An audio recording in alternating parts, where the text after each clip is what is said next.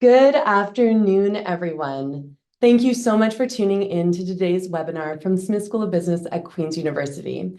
My name is Julia Lefebvre. I'm a member of the Smith Business Insight team, and I will be your host for today's event.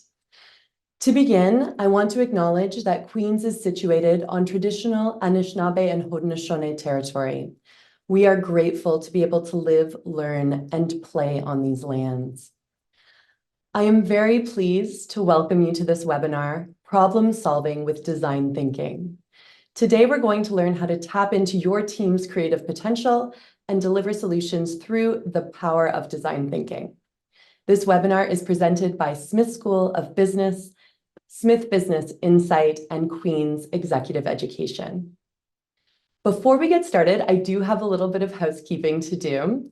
First off, we are recording this presentation, and yes, just by being registered today, you'll be automatically receiving a link to the recording in your inbox by Friday. Please feel free and encouraged to share the link among your network. Now, the chat feature will be open today, so you can certainly converse with one another there. During the presentation, around 10 minutes in, there will be an opportunity for you to engage in an exercise with our presenter, and that will be done through the chat. After the formal presentation today, our speaker will be taking your questions. Please write your questions into the Q&A button at the bottom of your screen at any time during the webinar. And yes, please do ask questions. This is just a fantastic opportunity to tap into a real expert on today's topic. Now, it is my pleasure to introduce today's presenter, Salman Mufti. Salman is an associate professor of management information systems at Smith School of Business. He specializes in managerial decision-making and information technology strategy. Before joining Smith, he spent 12 years as a manager and consultant and continues to advise senior managers in corporations and the government. Salman will be teaching on a really exciting upcoming Queen's Executive Education program called Innovation and Design Thinking with fellow faculty member Barry Cross. This is taking place at Smith Toronto on June 18th and 19th. So if the ideas and concepts that he presents today catch your attention and maybe you want to dive a little bit deeper, the Innovation and Design Thinking program might just be for you. We will include a link to the program in our follow-up email. I see Pascal has asked to send the link to the executive education course, so we'll definitely include it in the follow-up email, and my colleague Rob may be able to drop it into the chat as well. Salman, welcome. It is really wonderful to have you here today, even from your family room. Salman, are you able to hear me? Yes, I am. Okay. Hi, everybody. Good afternoon. Thank you very much, Julia. And my apologies again, everybody. One of the courses I teach at Queen's Smith is called Digital Transformation. So it's rather embarrassing when my own system doesn't work. And I hope you will forgive me for this here. What I'm going to do is try and share my slides with you. So if you can give me a second. In fact, Julia, if you don't mind, would you have a copy of my slides that you can share from your end? We can absolutely get those queued up. My colleague Shannon should be able to pull them up actually and Okay. share her screen. I may be able to do that. Let me try it first and see if it works. Okay, Perfect. let's get started then, everybody. Welcome to the Problem Solving with Design Thinking session. I'm delighted that you've decided to join, and again, my apologies for the late start. So, design thinking is a concept that has been around since the mid-1990s, and it has intrigued people in terms of what it's able to do in terms of innovation in organizations. And I thought I would take a few minutes of your time to give you a sense of what this process is all about, what are the principles of design thinking, and just give you a good high-level view so that should you be interested in pursuing this, you can look into something a bit more extensive. So I have some slides here that I'd like to share with you, and I'd like to get started with a quote that I really like, and that is, "Creativity is intelligence having fun." Now, the reason I like this quote here is that fundamentally, the way that we have been problem solving and making decisions in organizations for many, many years is based on a couple of different approaches. One, as you're extremely familiar with, is the analytical approach. So we try to make sense of the information that we have, and using that information, we come to some sort of a conclusion in terms of solving a problem and making a decision. The other approach that we take is more of an intuitive approach, usually based on the experience we've had with previous situations, and then we try to synthesize that and make sense of what's going on with a problem and making a decision using that approach. Now, both of these approaches are fine, but and they work really, really well in most cases, but often we find ourselves in situations that we've not encountered before. And one of the things that we have found with very successful managers and professionals is what they do is that they actually try and take some action and to try things out. And the reason they do that is because they want to get some more information and they want to gain a bit of an experience here. So you can think of action as the third way of solving problems and making decisions. And this is where design thinking comes in.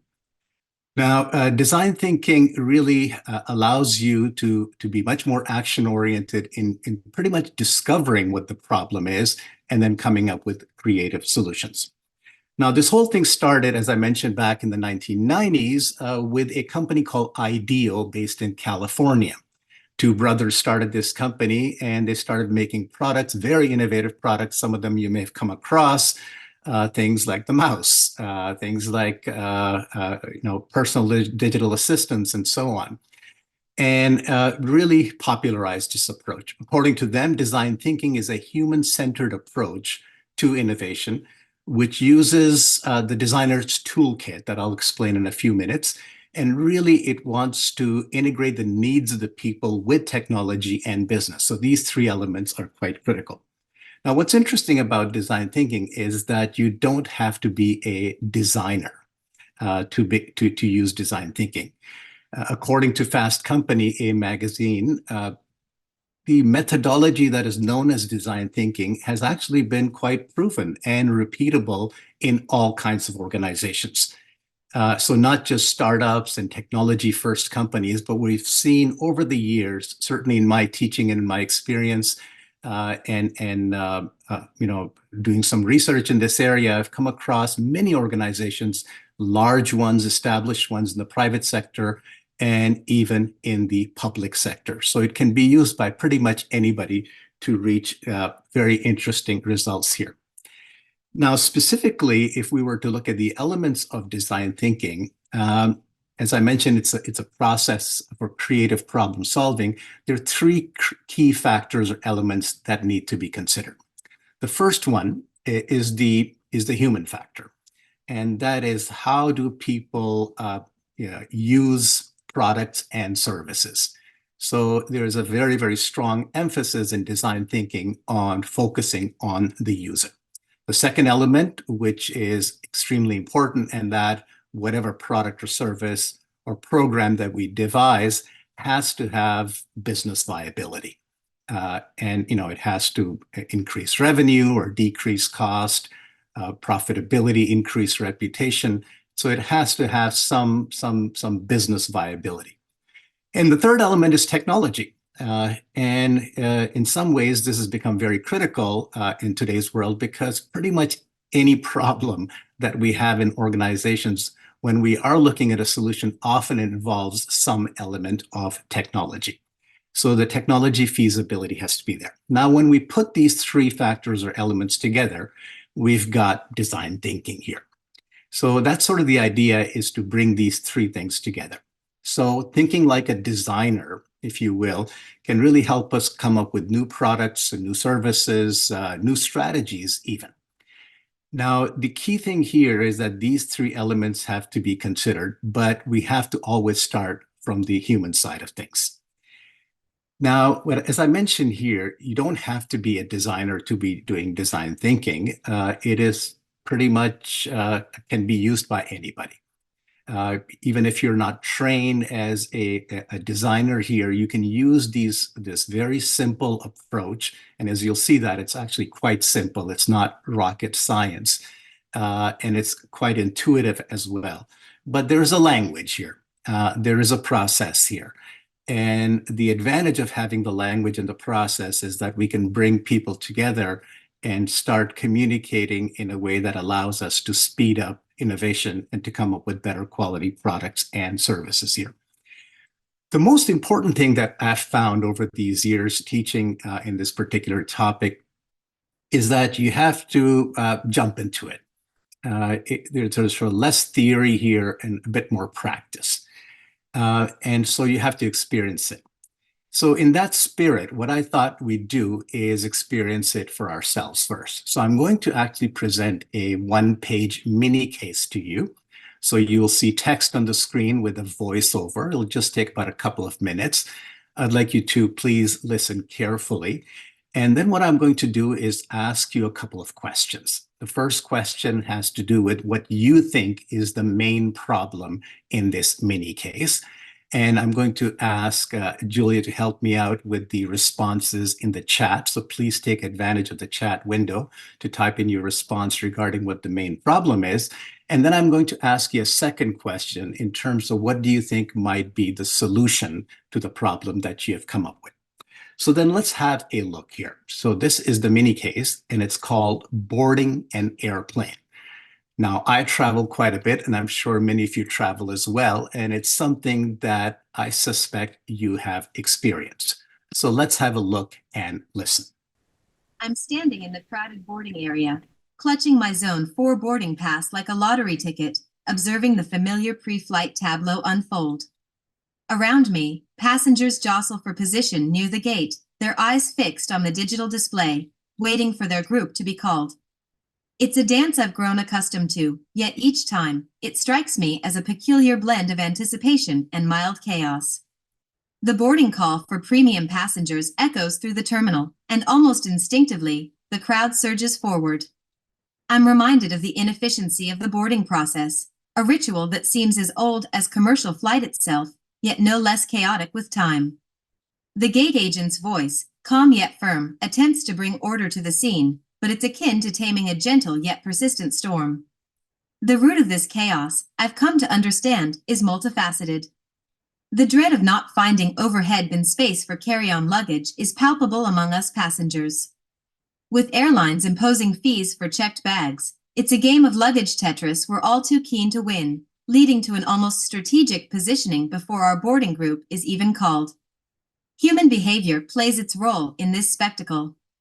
Despite the structured boarding groups, there's a shared, unspoken anxiety about being last on the plane, as if the journey's comfort hinges on those precious minutes spent settling in. The physical layout of the boarding area does little to ease this tension. The lack of clear lanes for different boarding groups results in a muddle of passengers, each interpreting the boarding sequence in their own way. As I finally walk down the jet bridge, boarding pass in hand, I can't help but muse on possible solutions. Could technology offer a more streamlined approach, or perhaps a complete rethink of the boarding process itself? For now, though, I'm just another player in this recurring drama of air travel, dreaming of clearer skies and a smoother path to my seat. So thank you for taking a couple of minutes to have a listen here and a look. So as I mentioned to you, in the crowded that I'm going to ask you a couple of questions. So the first question I have for you is that in your opinion, what is the main airplane boarding problem that needs to be solved? So kindly use the chat window to write down what you think is the main problem. So just write down one problem.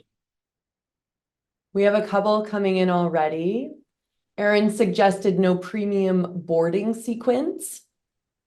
The situation with the carry-on baggage, anxiety, bin space, luggage space, a lot of that, overhead storage again. Ooh, they're coming in very quickly. It's hard to keep up. The system not being efficient, the charge for checked luggage, no concrete order to the process, chaos. I saw a couple of anxiety, more chaos.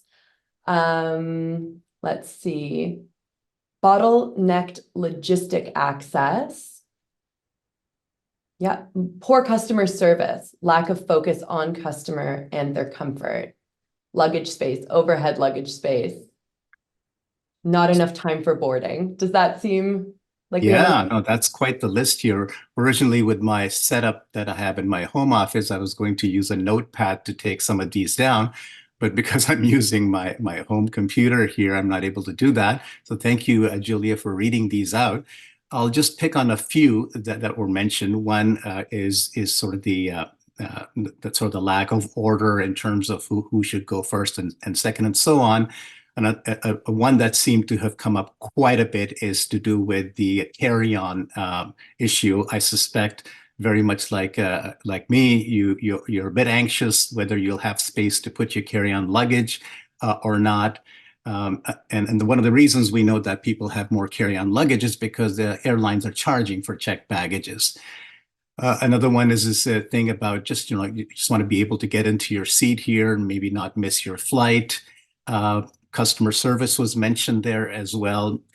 Boarding sequence is an interesting one as well, because even though your zone number may be printed on the boarding pass, a lot of people perhaps don't read it or are not aware of it, and then they just start lining up when the call is made. Another one that has come up here is sort of just the way the layout takes place. So obviously we have many, many, many different main problems that have been mentioned here. Now, this is one of the things you'll find when you're doing something like design thinking, is that you'll uncover many root causes. And the tendency is to try and take them all on. Now, that is a bit of a kiss of death because it's rather impossible to do that. So one of the things that you'd want to do is try and maybe focus on one or two. Use the 80-20 rule. A few of these causes are causing most of the symptoms. So let me just pick on one here, and that has to do with the carry-on issue. And I'm going to ask you a second question then, and that question is, if we identify, say, as the anxiety regarding carry-on baggage is the main challenge here, main problem, how can we make boarding an airplane the most pleasant part of the journey? What might be your solution to this problem of carry-on baggage anxiety? Shall I read them out again as they flood Yes, in? please. And I'm encouraging everybody, and I was pleasantly surprised to see so many responses the first time around. I'm seeing more space for everyone, board back to front, allotted space for seats, charge for carry-on bags, designated carry-on space, don't charge for checked bags, reasonable checked bag costs, allow only one carry-on per passenger, designated space for each seats has come up a number of times, pre-collect carry-on and pre-store them, limit the carry-ons, order of entry, rethinking that, serve drinks in the boarding or gate area. That's I like that one. creative one. Yeah, we got another free booze again. So that's great, Julia. Thank you very much for that. course. Obviously, people are quite creative here in providing their responses, and you can see we've got a slew of responses here as well. Now, in essence, what we have done here is that we've gone through a very quick design thinking exercise. So let me highlight some of the key features of it and refer back to some of the things that were mentioned. Now, design thinking does have a particular framework. It is a five-phase framework, and it gets into some some detail and some language here. But because we're doing a short webinar on this, I thought I'd share with you what I would call a simplified process, which is 4 phases, and I'll spend a couple of minutes on each of these. Now, there are 4 phases you can think of when you are solving a problem using design thinking. The first one is gather.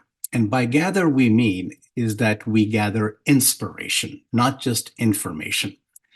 And the idea here is that we need to discover what the problem is. And one of the things we find is that we do have classic methods for getting information about what the problem is. Think of interviews, think of focus groups, think of surveys, and so on. But design thinking goes beyond that, and I'll mention that in a minute. The second phase has to do with generating ideas. And here the thinking is that we need to push past obvious solutions. The responses that you provided regarding the airplane boarding problem had a number of very, very good ideas. But what we do want to do is keep pushing that a bit more to try and come up with even more creative ways of solving the problem, what we call breakthrough ideas. The third phase is the concept of making the solution tangible. And that is through rough representations, prototyping, if you will. And there are many different ways of doing that I'll briefly mention in a minute or so. And finally is the idea of sharing the story. And that is coming up with a way of telling the problem and the solution in a very sort of a human way, so that we can inspire others in helping us solve the problem. So let's spend a couple of minutes on each of these phases here. And then I'll also mention some challenges and provide some prescriptions regarding how to incorporate this type of a process in your organization. So we're going to start with gather inspiration. I really like this quote from Chris Fink, who is also somebody who works at the company IDEO, which started design thinking. And he said that don't wait for the proverbial apple to fall on your head. Go out in the world and seek experiences that will spark creative thinking. So going back to how do we gather inspiration and not just information? Well, as I mentioned, the classic way of getting information is through talking to customers or users, either one-on-one or in groups, or even getting their written responses through surveys here. Design thinking pushes this idea to the next level and says that what you need to do is you need to observe users in their sort of natural situation or environment. So for example, if you are an automotive executive and you want to come up with a better car, you want to improve your car significantly, you might use all the classic approaches of getting information about what works and what doesn't work with your car, what they like and they don't like, the customers, that is. But design thinking says that what you need to do is actually observe your users use your product. So what you'd want to do is actually sit next to one of your customers who's driving a car that you've sold to them previously, and see how they actually use their cars, what delights them, what frustrates them. And that kind of ethnographic research will give you insights into what we call figuring out the unmet needs of your customers. So observation is very, very key. The other thing design thinking promotes is that you have to listen with your eyes. And that is, you have to truly see what's going on, because the visual information that you're going to get is going to be much more insightful than simply getting some verbal information from your customers or users. It is also very critical, it is that we listen with many eyes. That is not just one observer, but you maybe do it as a team so that you can get different perspectives, kind of like what we did with the little mini case a couple of minutes ago. Another very key thing about observation is to look for the unexpected, things that are hidden, or that stand out in surprising ways. Often we find that if you observe extreme users, that is very, very helpful. So for example, if you were looking at the boarding the airplane problem, look for extreme users, people who obviously there are procedures in place for people who need assistance, or people who are traveling with children, or people who are say traveling in business class or premium economy. But then there are other people who are also can be considered extreme, in the sense that somebody's going on vacation, somebody is traveling for business, somebody who has less carry-on luggage, somebody has more carry-on luggage. And you can start really looking at people who have traveled a lot and have had experience, and others perhaps who are new to travel. And then that will give you a sense of what are some of the challenges that you have. One of the things we find is that when we observe extreme users, it allows us to come up with solutions that actually fit other users as well. So for example, a sporting clothing company wanted to come up with clothing that was easily put on and taken off for athletes. And they looked at people who were physically disabled. And they made clothing for them first as a prototype. And when they were able to achieve quick sort of change with the clothing, putting it on and taking it off, then they made it available for everybody else. So often what we find is the solutions for extreme users can help pretty much everybody. So that's the idea of gathering inspiration, is to listen with your eyes and observe people in sort of their natural environment. That will give you lots and lots of information and inspiration. Also look for adaptations and hacks that people come up with. So again, in boarding the airplane problem, think about how people, what kind of carry-on luggage they may have, and people have different sort of approaches that they use. So that may also give you some insights. Now, when it comes to generating ideas, Linus Pauling, the famous chemist, once said that the best way to have good ideas is to have lots of ideas.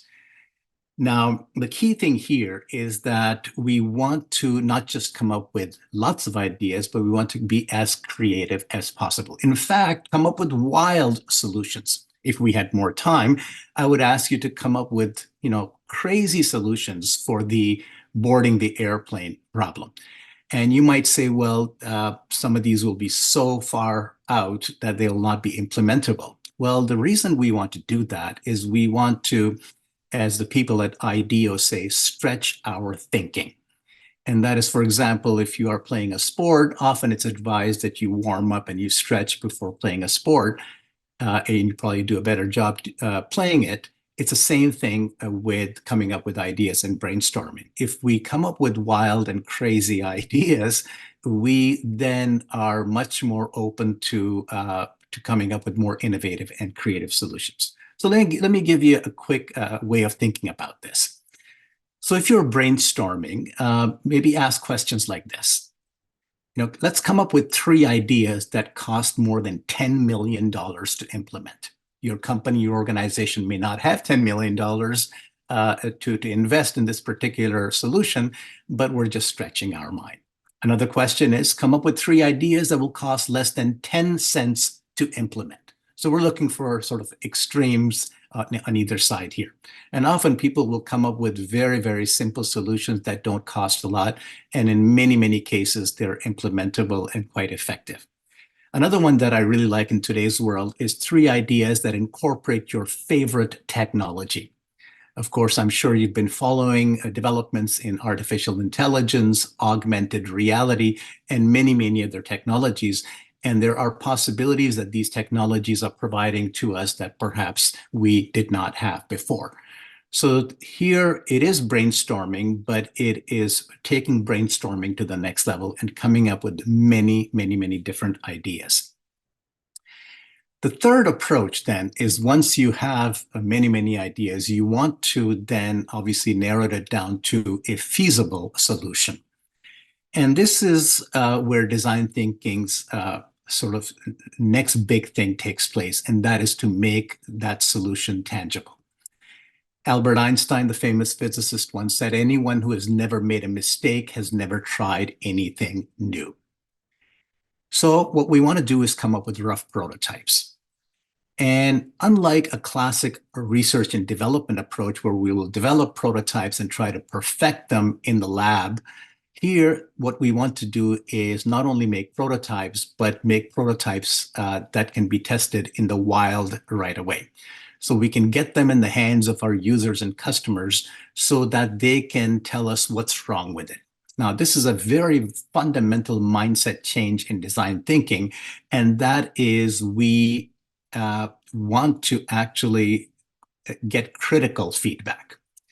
As I said, a mindset change, because often as managers and professionals, whenever we do something, we want praise. We want people to say, you've done a great job, or I really like what you have come up with.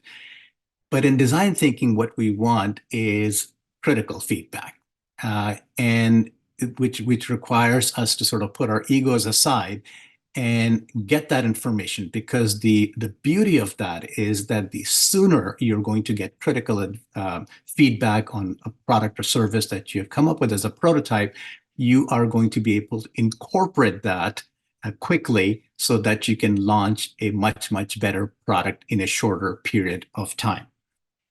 So think of your prototype as a prop that invites others to experience it, and therefore you can use this sort of concept you've come up with into some sort of a meaningful product or service. One question I have gotten many, many times is that what if you're providing a service? I can understand that if you're developing a product, that you can make something tangible that people can look at and tell you whether it's the right size or whether they like the color or whether they like a button over here or there. But what if you're providing a service? How do you do that?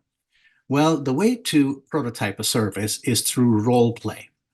Is you can actually assign different roles to people and play out that particular service in front of customers or prospective customers, and ask them to sort of be part of that role play, and then get feedback from them in terms of what did not work for them. So you can actually be quite creative with prototypes, and it's not just products. You can apply it to services as well.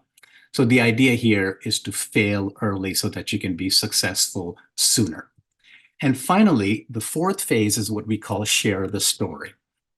And thinking here is that once we have come up with something that we think is going to work, and we are going to be able to develop a product or service, well, as we all know, the challenge in most organizations is that we now have to sell the idea so that we can get funding and we can get resources. So how do we do that? Well, again, a classic approach is we can put together a business case, and that is certainly critical and necessary. But what design thinking brings to the table is this idea of coming up with a story to sell the idea. So Robert McKee, an author, a writer, screenwriter, once said that storytelling is the most powerful way to put ideas into the world today, because it helps inspire others toward action. And it can really sort of capture the complexity of our customers, of our users. So, think of actually coming up with a story, and a classic story often has three parts. Sort of the before part, what the problem is, and you can capture that through a story using a particular customers or users that represent a large number of your population.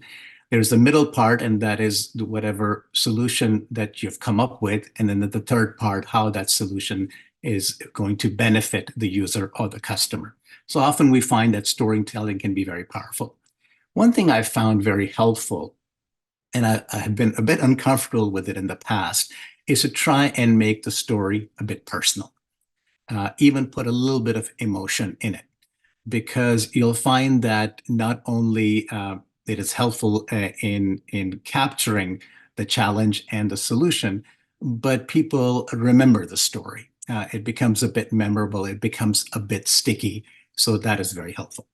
So in a nutshell, that's what design thinking is all about. As I mentioned to you, it's rather simple, but there's a bit of a language in terms of, empathizing with users, ideating, coming up with wild ideas, coming up with an iterative prototyping approach, and then selling the idea through stories here.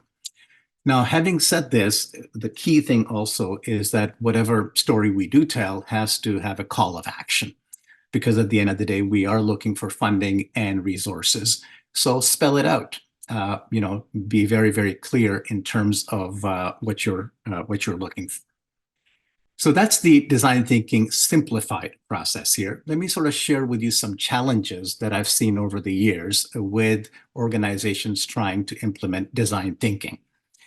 The one big challenge has to do with problem understanding. Often people get quite hung up on a particular problem, and they're trying to understand it more and more, while managers who tend to be action-oriented become a bit impatient, and they want to cut to the chase a bit and get into solutioning part. But often what we need to do is spend a bit more time on understanding the problem. mainly because we may not be getting to the causes underneath the problem here. So often I would say, just set aside some time and use up all that time to try and understand what the problem is before we start solutioning. Speaking of solutions, there are risks associated with coming up with creative solutions.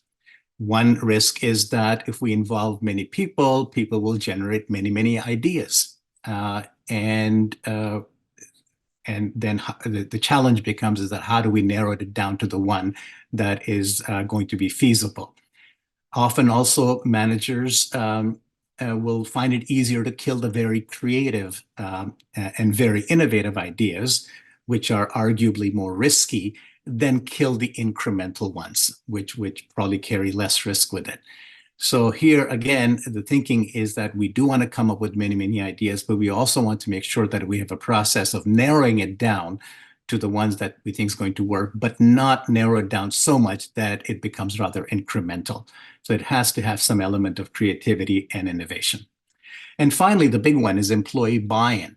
Certainly, the best way of getting everybody on board is to involve people. And that's something which works really well. Not only looking at the problem, but coming up with ideas as well. But then if you involve many people, often you might get many different perspectives, and it might lead to a bit of chaos and incoherence. So here, one approach I found very useful is not to do this thing in a very big group, but to actually divide the people in smaller groups, so that they can not only come up with the ideas, but then narrow it down to what they think is the best one, and then bring everybody together to try and figure out which one to focus in on. Finally, I do want to share with you some thoughts on incorporating and leading design thinking in your organization, should you be interested in this process. Number one is appreciate the cultural change required. This, as I mentioned, it's a bit of a mindset change here. Things like not converging on the solution very quickly can frustrate people because people want direction, people want to get things done. The iterative prototyping is a very big one, is when we do come up with a solution and we try to prototype it, often what happens, as I mentioned to you, is that not only we get critical feedback, we might get failure. And this is something that most people try to avoid here. But then what we need to do is think of failure as more of a learning approach. And it takes a little time, especially in large established organizations, to change to this mindset.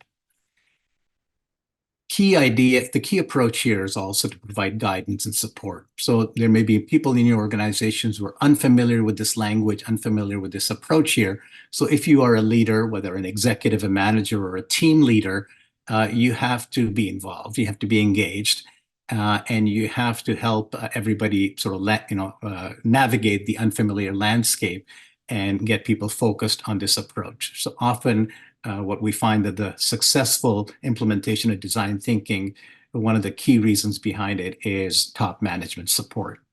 And finally, experience it. If you have not had a chance to use the design thinking principles and process here, attend a workshop. There are many different options available, whether it's a few hours or even 5 days, and all kinds of organizations, universities, private consulting firms, and so on are offering this because it has become a rather popular process here. So if you go through that, some sort of a workshop or course, you will get a sense of the language, and then you can experiment with that in your organization to take on a problem and try and solve it using that approach. You'll find that the learning will go to the next level.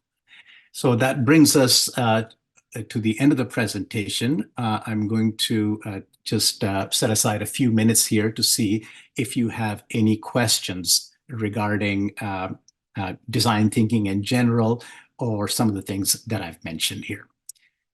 Wow. Thank you so much, Salman. There really is, I think, a lot to dig into here from your presentation. So just a reminder to everyone that if you do have a question for Salman, please type them into the Q&A button at the bottom of your screen so that we don't miss them.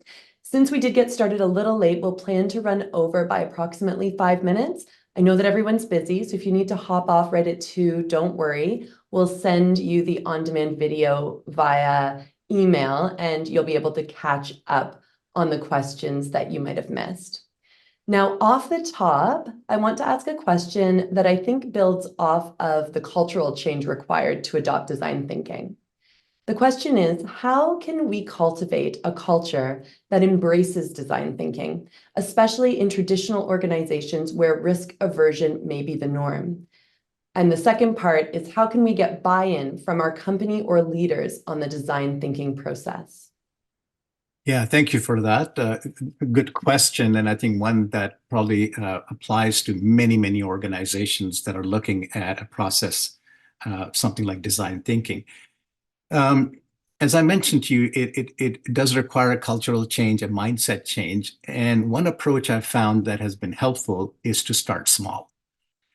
Do not take on the biggest problem you have in the organization and try and solve it using this approach.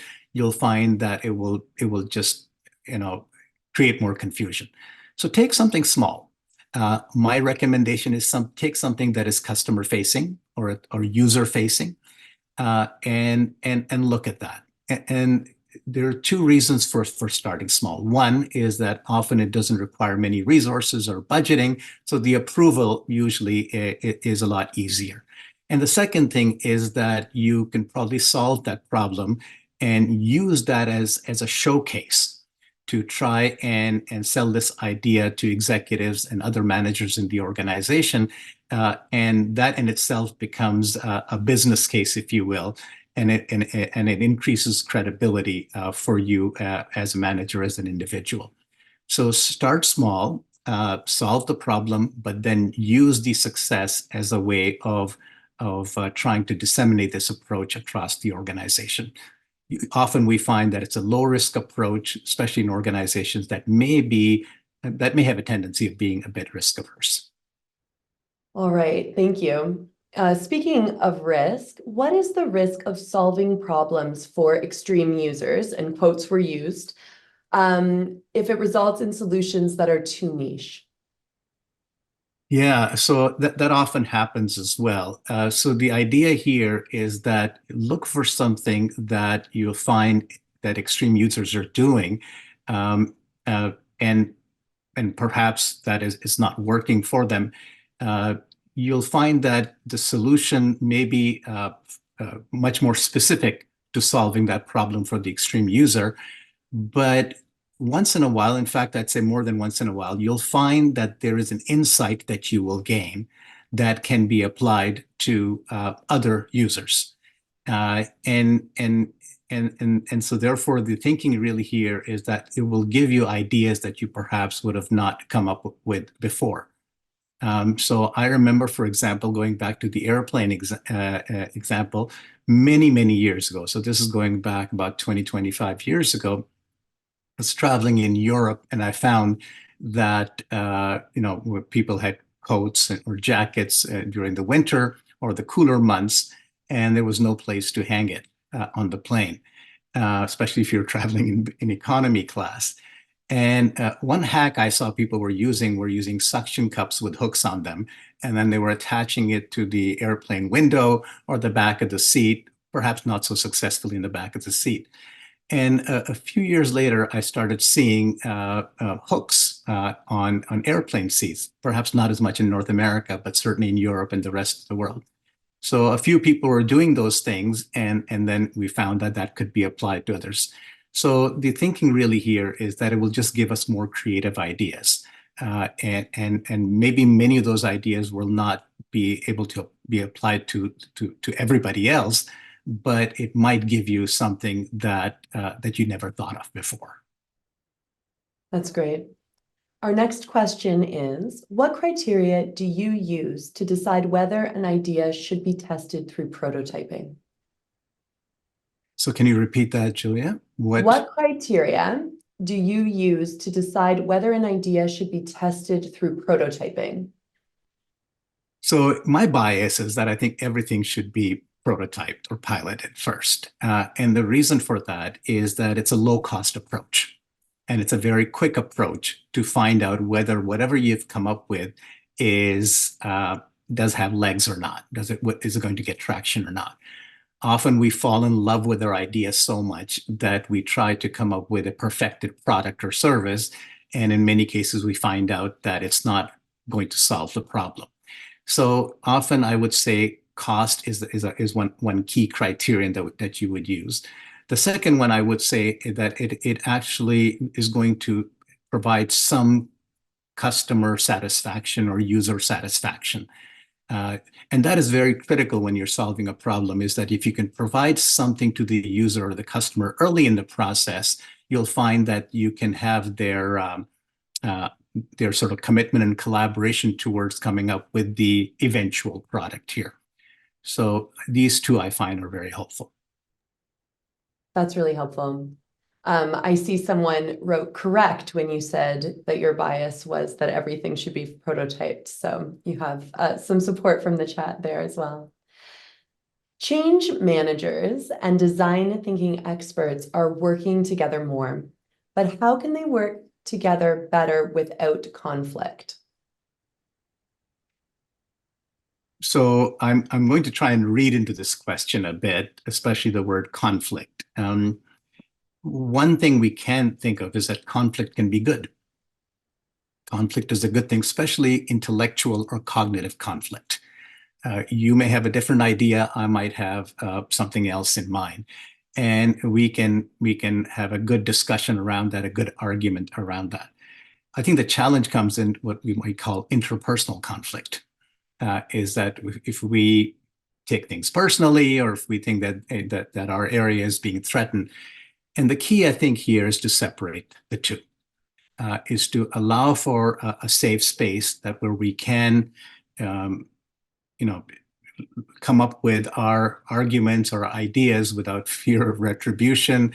And the thinking really here is that we are working together to come up with something better for the organization as a whole. So I think it's very, very key that we encourage intellectual or cognitive conflict, but that we minimize interpersonal conflict. And I think the best way to do that is to set that expectation up front, and so that people understand that we are going to go through this particular process and come up with solutions collectively. I mentioned this, I do teach in a different area as well, called strategic decision making. And one particular quote or line I use in that session, and I'll share that with you here as well, is that one of the best lines I've ever heard in problem solving and decision making in a group setting is that great teams have good fights. So what we need to do is create an environment where we are intellectually stimulating and challenging each other, but that it doesn't sort of deteriorate into an interpersonal kind of an issue. So hopefully that responds to the question that was raised. I think so. That makes sense. We have a lot of questions, so I am just going to pick maybe two more. The next one is specific to tech companies. What are the common pitfalls in applying design thinking in tech companies, and how can we avoid them?